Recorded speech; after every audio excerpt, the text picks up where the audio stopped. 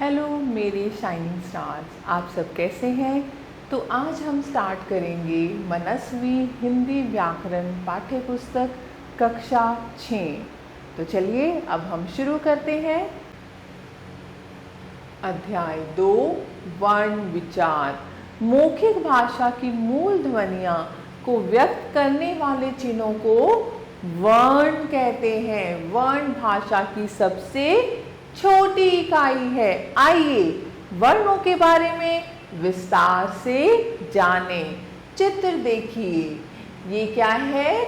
तितली। और इस चित्र में क्या है? सूरज। तितली, तितली मतलब त ई छोटी ई, त अ ल बड़ी ई। और सूरज में स बड़ा ऊ, र अ ज अ। तितली और सूरज शब्दों में अनेक ध्वनियां प्रयोग हुई हैं। उनके और टुकड़े नहीं किए जा सकते। यही ध्वनियां वर्ण हैं। अब हम परिभाषा करते हैं। वर्ण भाषा की वह छोटी से छोटी इकाई है जिसके और टुकड़े नहीं किए जा सकते। वर्णमाला, वर्णों के क्रमबद्ध समूह को वर्णमाला कहा जाता है। वर्ण भाषा के मौखिक व लिखित दोनों रूपों के प्रतीक हैं। वर्ण को अक्षर भी कहा जाता है। तो अब हम देखते हैं। स्वर अ आ ई उ ऊ ऋ ए ओ ओ। सो अयोग वह अंग है। व्यंजन क से लेकर ह तक हमारे क्या है? ये व्यंजन है। आगे संयुक्त व्यंजन श त्र ज्ञ श्र, ये क्या है? हमारे संयुक्त व्यंजन। गृहीत वर्ण अड़ अण एंड आगत वर्ण ज फ आ। तो आपको ये अच्छे से कंठस्थ करना है, याद करना है। वर्णों के भेद उच्चारण व प्रयोग के आधार पर हिंदी वर्णमाला में वर्णों के दो भेद हैं। एक है स्वर और दूसरा है व्यंजन। अब हम स्वर के बारे में पढ़ते हैं। स्वर जिन वर्णों का उच्चारण स्वतंत्र रूप से किया जाता है अथवा जिन वर्णों के उच्चारण में श्वास वायु बिना किसी रुकावट के मुख से निकलती है उन्हें स्वर कहते हैं।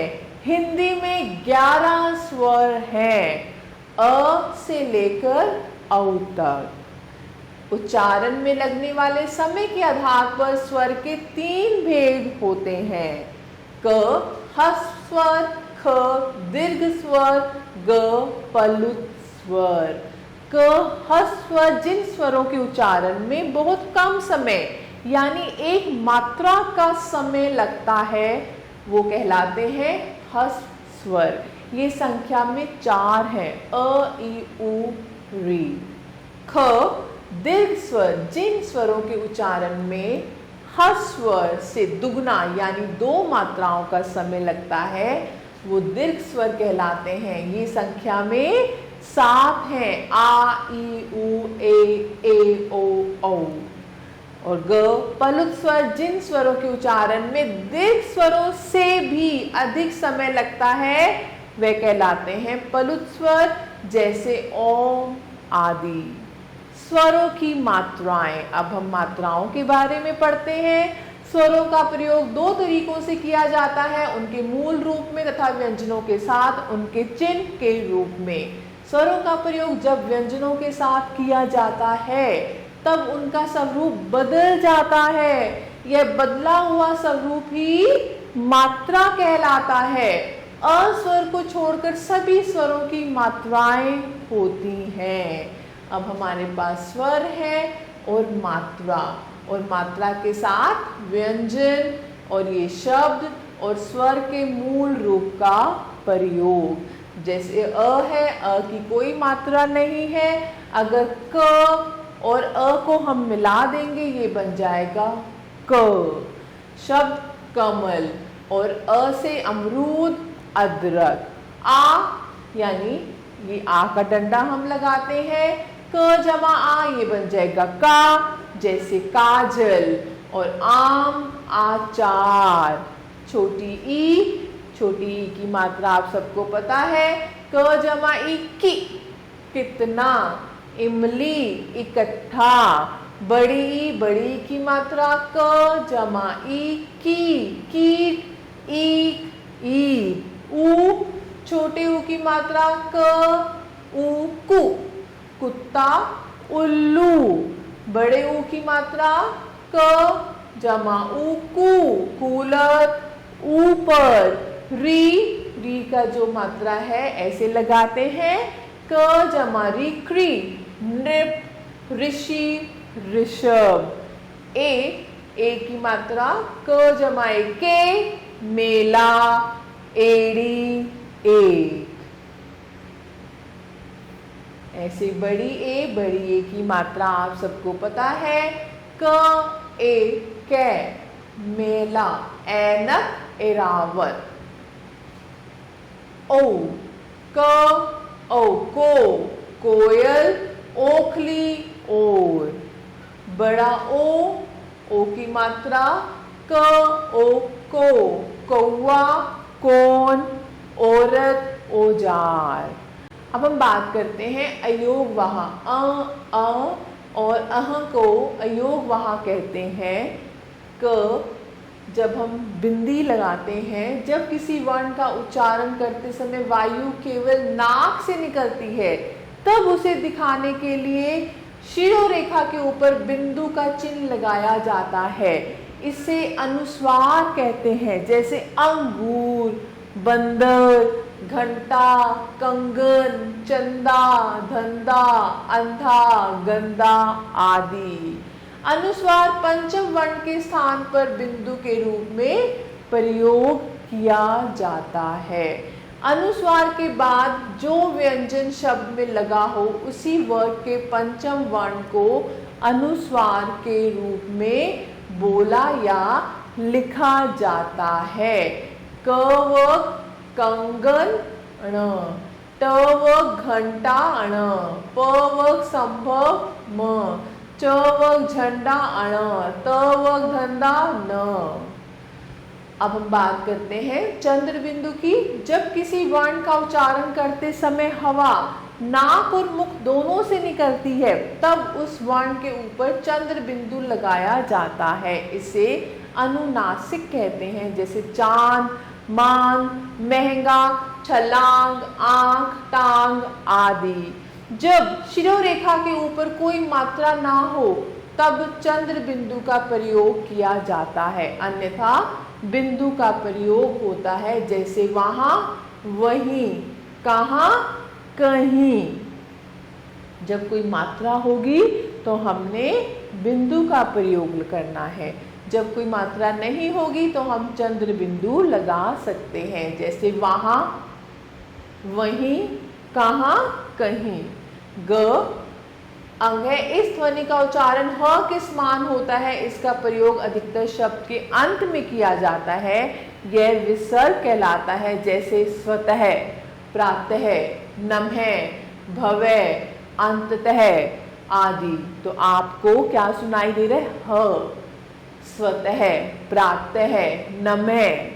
अब हम बात करते हैं व्यंजन। जो वर्ण स्वरों की सहायता से उच्चरित होते हैं उन्हें व्यंजन कहा जाता है। इनकी संख्या 33 होती है। व्यंजन को भी 3 भागों में बांटा गया है। पहला है स्पर्श व्यंजन, दूसरा है ऊष्म व्यंजन और तीसरा है अंतस्थ व्यंजन। क स्पर्श व्यंजन जिन व्यंजनों का उच्चारण करते समय जीभ मुख के विभिन्न स्थानों का पूर्ण रूपेण पूरे रूप से स्पर्श करती है, उन्हें स्पर्श व्यंजन कहा जाता है। इनकी संख्या 25 है। इन्हें 5 वर्गों में बांटा गया है। प्रत्येक वर्ग का नाम अपने वर्ग के पहले वर्ण के आधार पर रखा गया है। जैसे क वर्ग क, ख, ग, घ, अण। अण क्या है? पंचम वर्ण। च वर्ग च, छ, ज, झ, अण। ट वर्ग ट, ठ, ड, ढ, अण। ऐसे त वर्ग है त, थ, द, ध, न। और प वर्ग है प फ ब भ म, और ये सब क्या है हमारे पंचम वर्ण। प्रत्येक वर्ग के अंतिम वर्ण को हम क्या कहते हैं, पंचम वर्ण। अब हम बात करते हैं अंतस्थ व्यंजन। जिन व्यंजनों का उच्चारण करते समय जीभ मुख के विभिन्न स्थानों को छूती तो अवश्य है किंतु पूर्ण रूपेण स्पर्श नहीं करती है, उन्हें अंतस्थ व्यंजन कहते हैं। इनकी संख्या 4 है, य र ल व। अब हम बात करते हैं उष्म व्यंजन। जिन व्यंजनों का उच्चारण करते समय मुख से निकलने वाली वायु अत्यधिक घर्षण के कारण उष्म यानी गर्म हो जाती है, उन्हें उष्म व्यंजन कहते हैं। ये भी 4 है, श श स ह। आजकल अंग्रेजी से आई ध्वनि आ को भी कुछ विद्वान स्वरों में शामिल करने लगे हैं। आ की ध्वनि आ और ओ के बीच की है। इसका प्रयोग केवल अंग्रेजी भाषा के शब्दों में किया जाता है, जैसे doll, ball, hall, coffee, doctor आदि। संयुक्त व्यंजन एक से अधिक व्यंजनों के मेल से बने व्यंजनों को संयुक्त व्यंजन कहा जाता है। ये भी संख्या में 4 होते हैं। आप देखें श र अ श्र श्रमिक, त र अ त्र त्रिशूल, क श अ श क्षत्रिय, ज ण अ ज्ञ ज्ञानी। द्विविध व्यंजन जब स्वर रहित व्यंजन का समान स्वर सहित व्यंजन से मेल होता है तब वो क्या बन जाता है, द्विविध व्यंजन। जैसे त त पत्ता, क क मक्का चक्का, च बच्चा, न गन्ना। वर्ण संयोग वर्णों के परस्पर संयोग अथवा मेल को वर्ण संयोग कहा जाता है। वर्णों के संयोग को मुख्य रूप से 2 वर्गों में बांटा जा सकता है। पहला है व्यंजन का व्यंजन से संयोग। व्यंजन का व्यंजन से संयोग अर्थात मेल संयुक्त ध्वनियां बनाता है। व्यंजन का व्यंजन से संयोग निम्नलिखित नियमों के आधार पर होता है। पहला है पाई वाले व्यंजनों का संयोग। जिन व्यंजनों के अंत में एक खड़ी रेखा होती है उन्हें पाई वाले व्यंजन कहते हैं। यह खड़ी रेखा ही पाई कहलाती है। ख ग घ च ज झ ण त थ द न प भ ब भ म य ल ब श श तथा स पाई वाले व्यंजन हैं। जब कोई पाई वाला व्यंजन अपने से आगे वाले व्यंजन से संयोग करता है तो उसकी पाई हटा दी जाती है। जैसे ग य ज्ञ योग्य, ख त ख सख्त यानी वो आधा बन जाता है। ख बिना पाई वाले व्यंजनों का संयोग जब कोई बिना पाई वाला व्यंजन जैसे छ ट ठ ड ढ द र तथा ह किसी अन्य व्यंजन से संयोग करता है तो उसके नीचे हलंत लगा देते हैं और दूसरे व्यंजन को पूरा लिखते हैं। जैसे द व ये बन जाएगा द्व द्वार, ट ट ट मिट्टी, द ध ध पद्धति पद्धति ऐसे भी लिख सकते हैं और ऐसे भी लिख सकते हैं। ड ड ड लड्डू लड्डू। अन्य व्यंजनों से संयोग करते समय क तथा फ का रूप निम्नवत हो जाता है। जैसे क ल कल शकल, क त कत युक्त, फ त फत रफ्तार, फ त फत गिरफ्तार। ग तीसरा है र का संयोग। र जब किसी व्यंजन से संयुक्त होता है तो अलग अलग प्रकार के चिन्हों के रूप में लिखा जाता है। र के संयोग के प्रमुख 4 नियम हैं। पहला है जब र के साथ अ की ध्वनि सम्मिलित नहीं होती तो इसे रेफ कहते हैं। इसे अपने से आगे वाले वर्ण के ऊपर लिखा जाता है। जैसे हमने वर्ण लिखा है तथा जिस वर्ण पर लगता है उससे पहले बोला जाता है। जैसे र प सर्प, र य यर सूर्य, र श शर फर्श, र म म नर्म। जब र से पूर्व कोई स्वर रहित व्यंजन होता है तो र का रूप पदेन यानी पैर में हो जाता है तथा यह अपने से पूर्व वाले व्यंजन में नीचे की ओर लगाया जाता है और उस व्यंजन की ध्वनि में स्मलित हो जाता है, जैसे पर प्र प्रणाम, कर क्र क्रम, दर द्र द्रव, मरम रम नम्र। अब हम आगे करते हैं। स के साथ जब र संयुक्त होता है तो इसका रूप स्र हो जाता है, जैसे सरस्र स्तोत्र। श के साथ संयुक्त होते समय र का रूप श्र हो जाता है, जैसे शर श्र श्रम परिश्रम। ट और ड के साथ संयुक्त होते समय र का रूप ऐसे हो जाता है, जैसे टर ट्रक, डर ड्रम। तो हमारे पास कुछ आपके लिए नोट है। ड और ड़ ध्वनियां ड और ढ ध्वनियों से भिन्न है। ड्र और र कभी शब्दों के आरंभ में नहीं आते।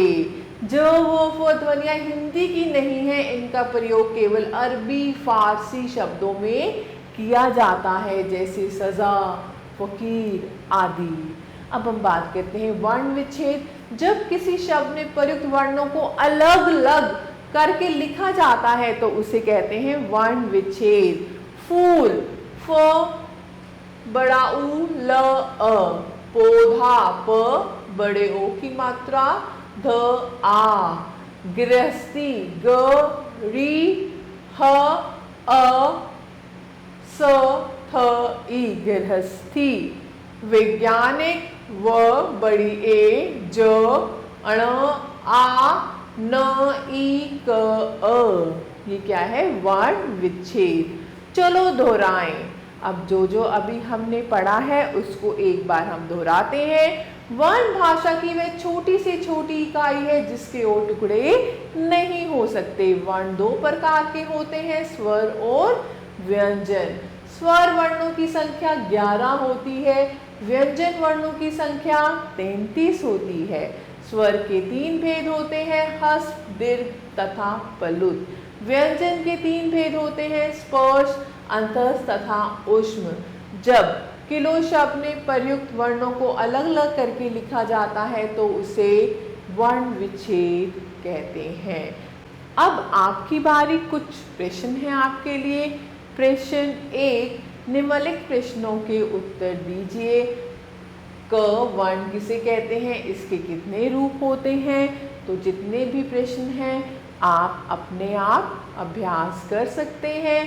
प्रश्न 2 में कोष्ठक से सही शब्द चुनकर रिक्त स्थानों की पूर्ति कीजिए। जैसे क है, अ ई उ री खाली स्थान है। हस्व है या ऊष्म है, तो ये क्या है?